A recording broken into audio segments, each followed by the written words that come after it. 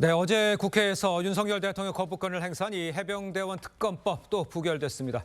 21대 국회에 이어서 두 번째죠. 이 노동일 파이낸셜 뉴스 주필 이승훈 더불어민주당 전략기획위 부위원장과 함께 정치권 소식을 자세히 짚어보도록 하겠습니다. 안녕하십니까? 안녕하세요. 반갑습니다.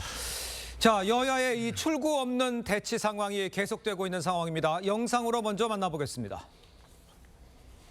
특별검사의 임명 등에 관한 법률안 제2의 건은 부결되었음을 선포합니다.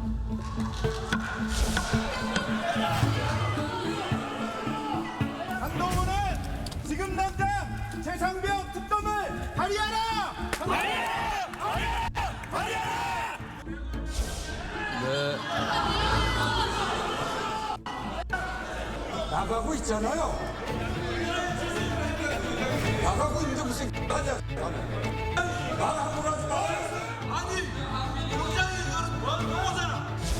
특검법이 위헌적 요소가 많은 문제가 많은 법이라고 저희들이 평가를 했고 그래서 부결을 시켰다. 특검법은 또다시 부결됐지만 우리는 멈추지 않을 것입니다.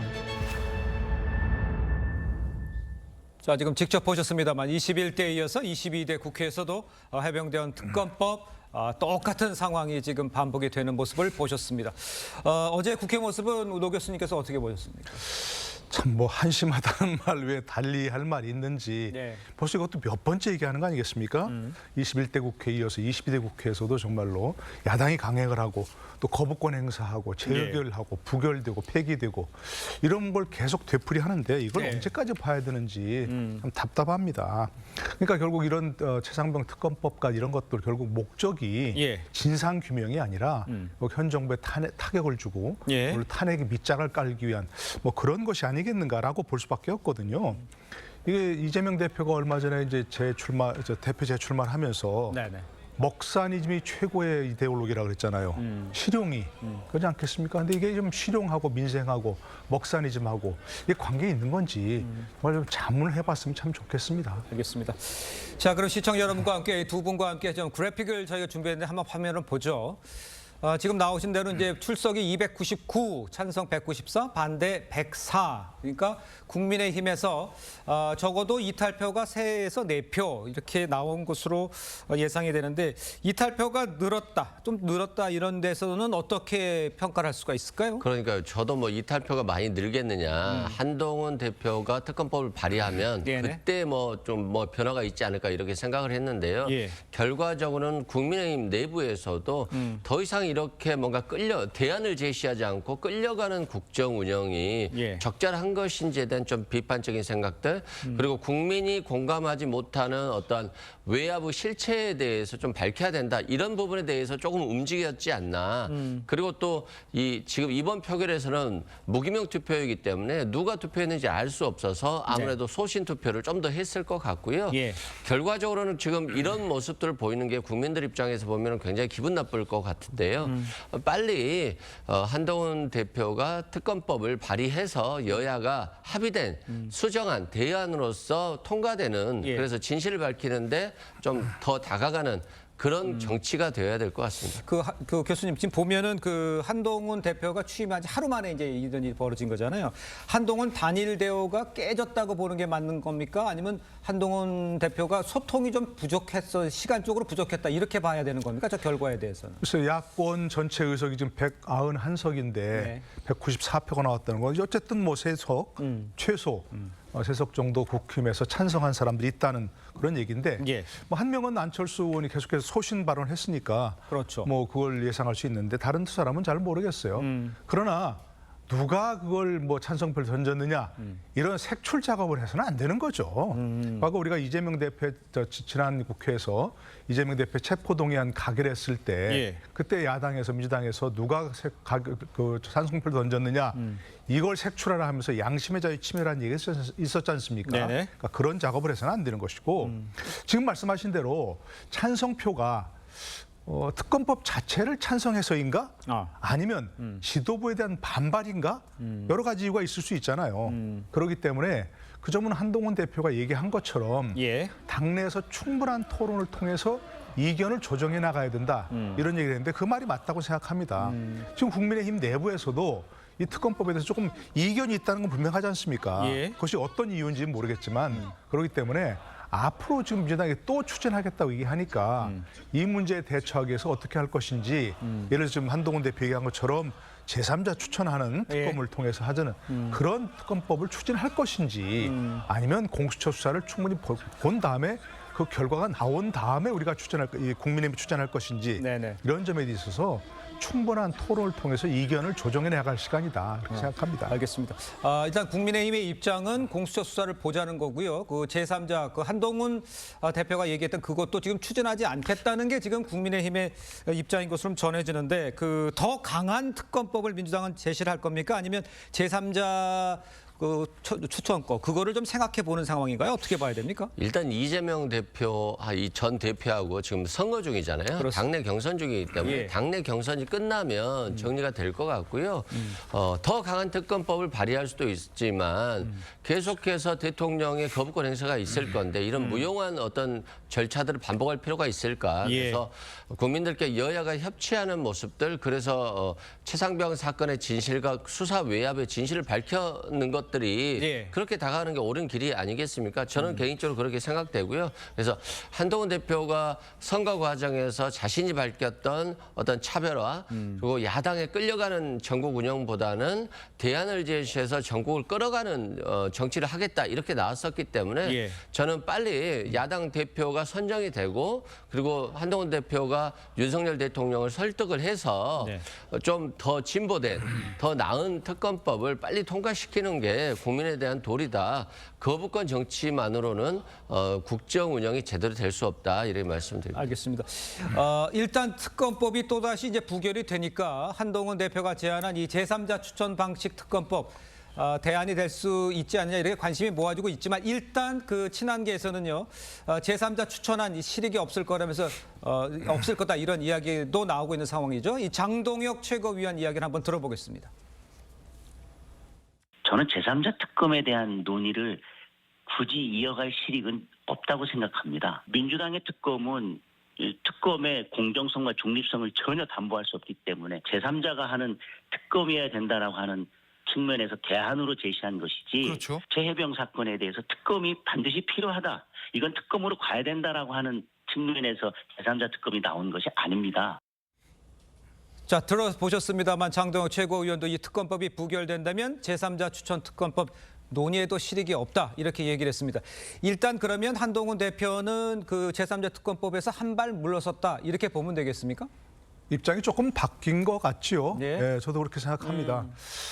지난번 한동훈 대표가 이제 대표 출마하면서 네네. 한 얘기를 다시 찾아봤거든요. 그러면 그때 보니까 뭐라고 하냐면 국민이 가진 의구심을 풀어드려야 한다. 예. 그래서 제3자 추천 특검법을 추진하겠다 얘기했거든요. 네네. 그러니까 지금 장동혁 장동혁 최고위원이 얘기한 것을 보면 그건 논의가 실익이 없다 이렇게 한 것은 입장이 바뀐 것이라고 볼 수밖에 없는데 네네. 기본적으로 그것 때문에 굉장히 많은 공격을 받았잖아요. 네. 그리고 이른바 용산과도 굉장히 어떤 갈등이 많이 있다 할 수밖에 없는 것이니까 예.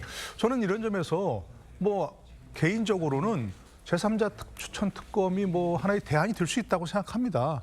지금 얘기하는 것은 계속 뭐 여당에서 얘기하는 것은 민주당이 뭐 특검을 추천하는 게 공정하게 되겠느냐 이렇게 얘기하는 거니까 그렇죠. 처음에 민주당이 냈던 법안처럼 변협에서 추천하는 것들을 하든지 아니면 대법원장이 추천하는 것을 하든지 예. 뭐 그런 그 제3자 추천하는 것은 할 수 있는 것 같은데 아마 현재로서는 기본적으로 정부 여당에서는 특검은 안 된다 하는 얘기 같거든요. 예. 그런데 만약에 이제 민주당이 조금 한 호흡을 한 템포를 늦추고 공수처 수사 결과가 나온 다음에 예. 그때 특검법을 재추진하면서 제3자 추천 특검 예. 이걸 넣으면 여당에서도 사실은 아까 본 것처럼 많은 이탈표가 나오고 있으니까 예. 설사 거부권이 행사되더라도 여당에서 통과시킬 수 있지 않겠는가. 그리고 지금 청문회를 보니까 국회 청문회를 보니까 그 해병대 수사단장인 박정훈 대령이 예. 대통령실에 전화를 받거나 위협을 받은 적이 없다. 뭐 분명히 밝혔거든요 본인이. 네. 그렇기 때문에 지금 같은 지금 여당에서 우려하는 것처럼 예. 특검을 하면 대통령을 탄핵하기 위한 무슨 자료가 나올 것이다. 이렇게 생각할 필요가 없는 거 아니겠습니까? 그러니까 여당의 민주당에서도 예. 한 템포 조금 늦춰가지고 경수처 수사 결과가 나온 다음에 예. 제3자 특검 하는 법안을 추진하면 그것이 뭐 여당에서 추진하지 않더라도 예. 여당에서 거부할 수 있는 명분은 없을 거 아니겠습니까? 알겠습니다. 노 교수님의 얘기는 이런 것 같아요. 그러니까 지금 공수처가 수사를 하고 있으니까 수사 결과를 보고 지금 뭐 특검 뭐 계속 얘기를 하고 있는데 조금 한 테프만 놓쳐보면 요 최상병 특검에 관해서는 공수처 수사 결과를 보고 그 다음에 아까 말씀하신 대로 그렇게 협의를 통해서 제3자가 됐건 대법원장이 됐건 뭐 변협에서 추천하든 그런 방식을 택하는 건 어떻겠느냐. 민주당은 받기가 어렵습니까? 좋은 말씀인데요. 예. 공수처 결과가 나오면 네네. 또 뭐 여당은 존중해야 된다고 할 것이고 정부도 그럴 것이고 공수처 결과가 맞다. 또 그리고 적당히 무혐의 처분됐다라고 했을 때는 또 야당은 안 받아들일 거 아니겠습니까? 국민도 예. 안 받아들이고 그렇기 때문에 예. 이제 공수처 수사 결과를 지켜보겠다라고 하는 것은 무용한 시간을 좀 낭비하는 것이 아닌가 싶고요. 예. 김재원 최고하고 김민전 최고위원이 뭐 최상병 특검과 관련해서는 원내의 문제이기 때문에 원내대표가 우선한다. 당대표보다는. 예. 그런 식으로 해서 한동훈 대표를 은근히 무시했는데요.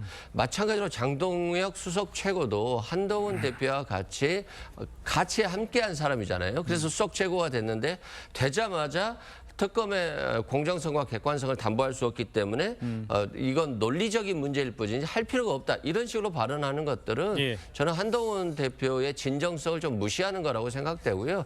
한동훈 대표가 시간은 필요하다라고 생각합니다. 그 시간은 용산과 무작정 각을 지기보다는 예. 대통령을 설득해서 이 한동훈 특검의 3자 특검 추천안을 발의하는 데까지 좀 시간이 필요한다는 것에 대해서는 인정하지만 언제 나올지도 모를 공수처 수사를 결과를 지켜보겠다.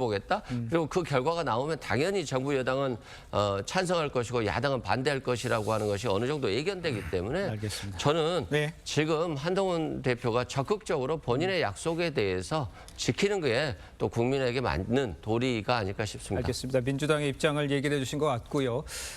요것도 한번 봐야 될 것 같아요. 방송사법에 대해서도 지금 해병대원 특검법 처리, 이제 윤 대통령의 거부권 행사, 재표결 수순을 밟을 거라 이런 전망 나오고 있습니다. 야당의 입법 독주와 또 거부권 행사, 이 계속 이 반복되는 이 상황, 이거를 어떻게 해결을 하면 좋을까요? 그러니까 이제 저 아까 잠깐 말씀드렸지만 네네. 이재명 대표가 연임을 시도하면서 먹사니즘 얘기했지 않습니까? 예. 그게 뭐 정확한 조언인지 잘 모르겠습니다. 뭐 어쨌든 민생이 가장 중요하다. 국민의 먹고 사는 문제가 가장 중요하다. 이거 아니겠습니까? 예. 근데 지금 민주당이 계속해서 밀어붙이고 있는 거대 야당의 힘으로 밀어붙이고 있는 것은 국민의 먹고 사는 문제와는 관련이 없는 얘기입니다. 정말로 정치권만 관심을 가진 그런 얘기들이니까 그러니까 이런 말이 있죠. 정치인은 말보다는 발을 봐야 한다. 말로 아무리 번들어 얘기하더라도 예. 그 행동이 뭔가를 봐야 하는데 지금 국민의힘의 민주당의 행동은 결국 국민의 민생은 관심이 없다 하는 그런 얘기거든요. 예. 방송사법 국민들이 이거에 대해서 뭐 얼마나 관심 갖겠습니까? 지금 민주당에서는 특히 기본적으로 뭐 현재 어떤 친야 방송인 뭐 네. 그런 방송들을 계속 유지하겠다, 유지하려 하겠다. 이런 그 의도를 보이는 것이거든요. 그러니까 이것도 저는 좀 아쉬운 부분은 우원식 의장이 중재안을 냈잖아요. 네. 야당이 방송사법을 추진을 중단하고 국민의힘도 여당도 지금 방통위원장 선임을 좀 중단하고 네. 협의해보자. 이랬는데 물론 여당이 반대했기 때문에 안 됐습니다만 기본적으로 지금이라도 다시 여야가 함께 모여서 방송사법의 문제점은 뭐고 예. 그럼 그것을 어떻게 대안을 좀 제시하고 이런 것들을 좀 빨리 좀 협의했으면 좋겠다. 그렇게 생각합니다. 지금 말씀하신 것도 이제 뭐 결론적으로 이제 악순환이 반복되고 있는 끝없이 반복되는 거니까 먹고 사는 문제, 국민을 좀 생각하는 것이 더 중요하지 않냐 이런 지적 같아 보이시는데 민주당에서도 여기에는 같은 의견이신죠? 그렇죠. 국민의 먹고 사는 문제가 가장 중요하죠. 예. 다만 이제 언론의 자유라든가 언론의 공정성과 독립성 문제는 예. 양보할 수 없는 그런 우리의 주제고 화두 아니겠습니까? 그런 예. 측면에서 이 부분에 대해서는 다툼이 있을 수밖에 없는데요. 있는데요. 한동훈 대표가 취임하면서 이런 얘기를 했어요. 무능하지 않고 유능한 정당, 국민의 눈높이에 맞춘 정당, 그리고 외연을 확장하겠다고 했는데 지금 거부권을 통해서 야당의 어떤 입법을 막을 수는 있지만 예. 윤석열 정부가 유능해 보이지도 않고요. 윤석열 정부가 뭘 하고 있는지도 모르겠고요.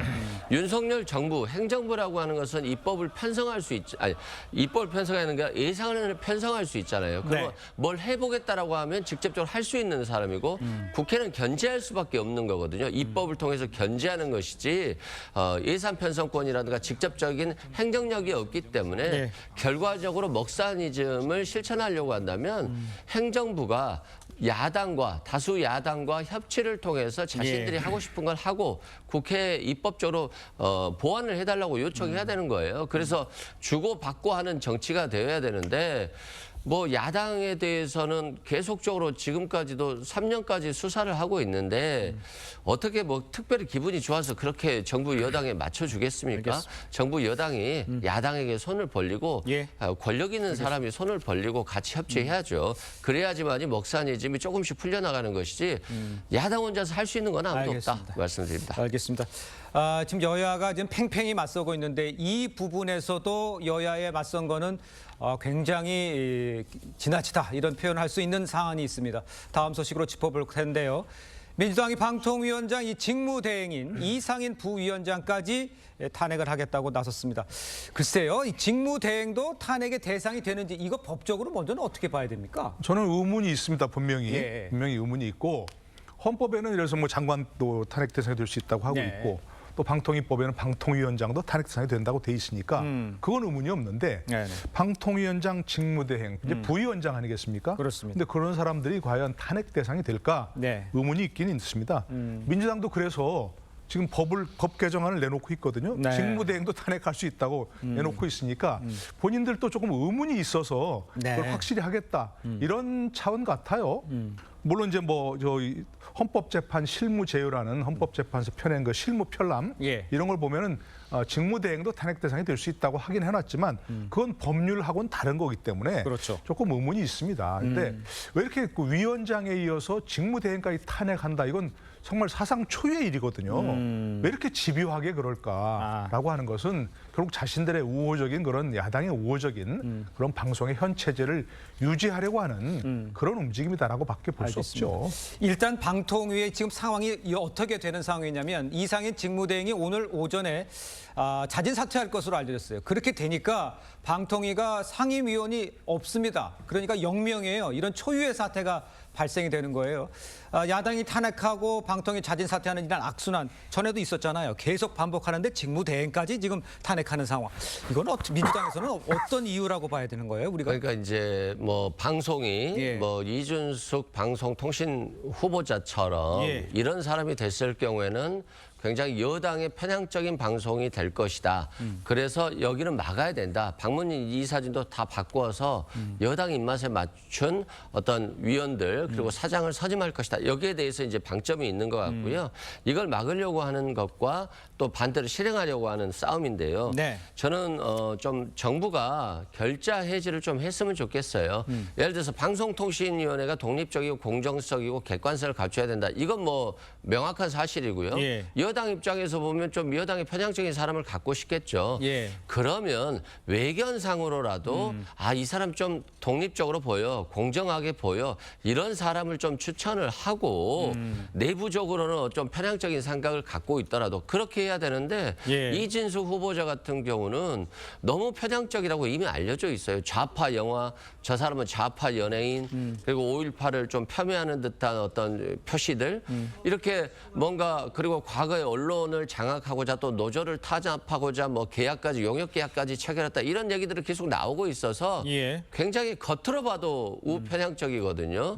그런 측면에서 대통령이 좀 결자 해제해서 국민들이 봤을 때 저 사람 괜찮은데 왜 야당이 저렇게 비판을 하지라고 하는 좀 그런 후보자를 추천했으면 좋았겠고요. 예. 의료 개혁도 마찬가지잖아요. 의료 증원 문제로 뭐 대통령 해보겠다고 했지만 지금까지 환자들만 고통받고 있고요. 아무것도 된 게 없잖아요.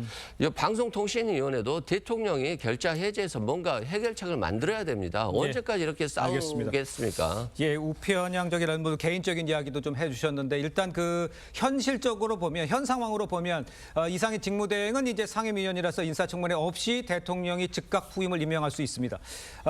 그러면 이진숙 후보자까지 임명이 되면 2인 체제로 지금 MBC 문제가 있는 거잖아요. 그 문제 처리에는 가능성이 있는 겁니까? 가능합니까?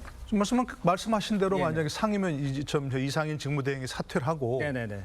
대통령이 즉각 상임위원을 임명하고 예. 또 이준숙 후보자도 지금 이제 청문회만 거치면 네네. 시간이 지나면 대통령이 직접 임명할 수 있거든요. 예. 뭐 청문회 보고서가 없더라도 그렇기 때문에 다시 2인 체제가 돼서 이전처럼 다시 의결은 가능합니다. 근데 방통위는 원래 5인 체제이기 때문에 예. 대통령도 조금 한 템포 늦추고 이것도 마찬가지로 정부에서 늦추고 예. 5인 체제가 완전히 되도록 예. 민주당에도 추천하라. 당신 추천하면 임명하겠다. 이렇게 얘기하고 네네. 여당에서도 방통위원 후보자를 추천해서 5인 체제를 갖춰서 그걸 가지고 방통위 운영에 맞는 거죠. 지금 민주당에서도 지금 방통위 기능을 마비시키려고 이렇게 무리하는 것도 잘못이지만 네네. 방통위원회를 계속 2인 체제로 운영하는 것도 결국 그것도 바람직하지 않은 해서는 안 되는 것입니다. 물론 예. 법적으로는 뭐 5인 중에 2인만 해서 의결할 수 있다고 얘기는 하지만 누가 봐도 그런 잘못된 것이죠. 그렇기 때문에 조금 시간을 두고 네. 5인 체제를 갖추어서 예. 방통위를 정상적으로 운영하는 게 필요하다 이렇게 생각합니다. 알겠습니다. 이런 상황인데 이제 이진숙 방송통신위원장 후보자에 대한 인사청문회 이틀째 이어졌었죠. 그런데 여기서 나오는 설전, 감정 싸움 아주 심했습니다. 영상으로 좀 만나보겠습니다. 이게 그때 MBC의 인트라넷이 해킹당했던 자료입니다. 어떻게 돼 있느냐? 잠깐 질의 중단하시고 이거 주세요. 그거 내리십시오. 지금 피켓 투쟁하십니까? 이진숙 후보자는 나이가 몇 살입니까? 개인정보에서 말씀드리지 않겠습니다. 후보자가 피켓을 양쪽으로 들고 진짜 코믹하게 이 위원회를 조롱하는 이런 행태를 하시는 걸 보셨습니까?